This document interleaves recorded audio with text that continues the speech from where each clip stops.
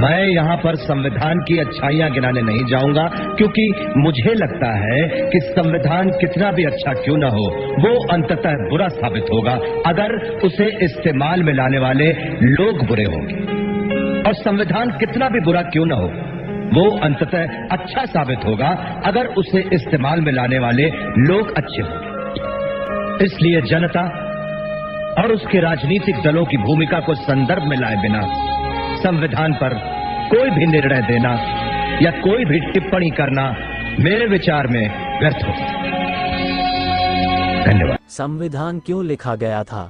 संविधान की क्या जरूरत होती है? किसी भी सभ्य समाज के संचालन के लिए कुछ नियम कायदों की जरूरत होती है। लोकतांत्रिक प्रणाली में संविधान के जरिए इसकी व्यवस्था की जाती है।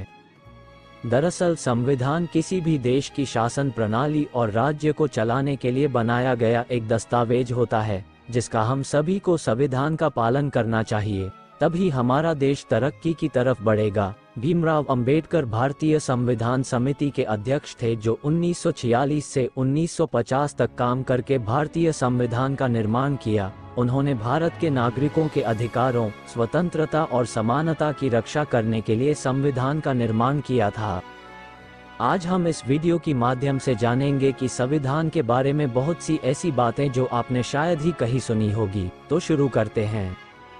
भारतीय संविधान में कुल 299 सदस्य शामिल थे। भारत की संविधान सभा ने भारत के संविधान का सुधार करके तैयार किया।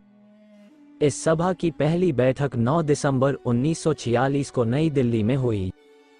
सभा के कुल 299 सदस्यों में से 284 सदस्य ने संविधान पर हस्ताक्षर किए।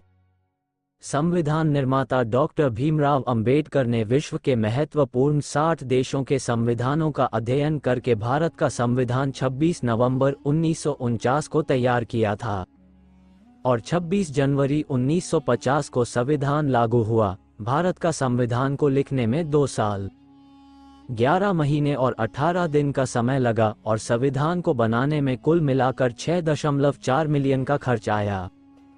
संविधान में 22 चित्र बने हैं। नंदलाल बोस के निर्देशन में शांति निकेतन के कलाकारों ने अपने अद्भुत चित्रों से सजाए हैं।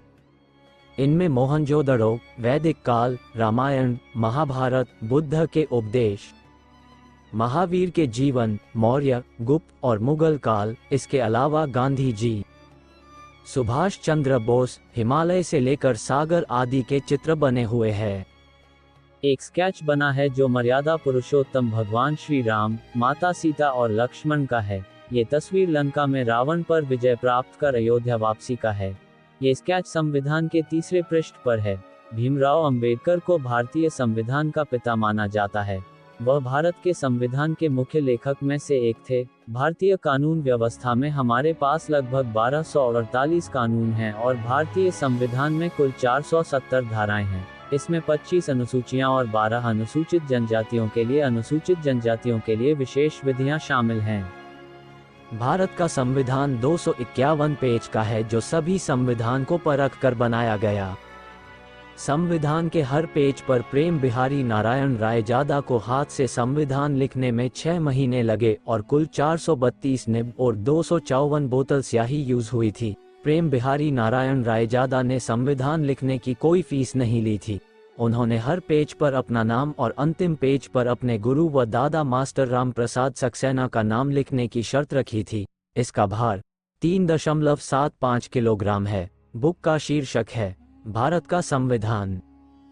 संविधान पर हस्ताक्षर के लिए चुने गए 74 प्रतिनिधियों में से 55 ने भाग लिया और 39 ने हस्ताक्षर किए। हस्ताक्षर समारोह से पहले कई उपस्थित लोग चले गए और बचे हुए 42 लोगों में से 3 ने हस्ताक्षर करने से इनकार कर दिया। जॉनथन डेटन, उम्र 26, सबसे कम उम्र के हस्ताक्षरकर्ता थे, जबकि बेंजामिन फ्रैंकलिन, उम्र 81, सबसे उम्रदराज थे। दरअसल डॉक्टर भीमराव अंबेडकर संविधान की ड्राफ्टिंग समिति के अध्यक्ष थे, इसी वजह से उन्हें संविधान का निर्माता भी कहा जाता है। पर भारतीय संविधान को लिखने वाले शख्स प्रेम बिहारी नारायण रायजादा थे। भारतीय संविधान के सारे दस्तावेज उन्होंने टाइपराइटर से नहीं, बल्कि उन्होंने अपने हाथों से पूरा संविधान को लिखा था, और वो भी बिना किसी गलती के। रायजादा ने बिना कोई फीस लिए किया ये काम। संविधान को जलाने की बात क्यों की अंबेडकर जी ने, चलिए जानते हैं।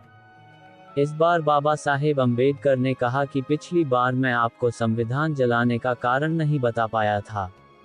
बाबा साहिब ने एग्जाम्पल देकर समझाया। दरअसल वह बात कहने के पीछे कारण ये था कि अगर हम भगवान के रहने के लिए कोई मंदिर बनाते हैं, लेकिन उसमें कोई राक्षस आकर रहने लगे, ऐसे में हमारे पास मंदिर तोड़ने के अलावा कोई रास्ता नहीं बचेगा, क्योंकि हमने तो मंदिर भगवान के लिए बनाया था, राक्षस के लिए नहीं। मंदिर से उनका मतलब है संविधान।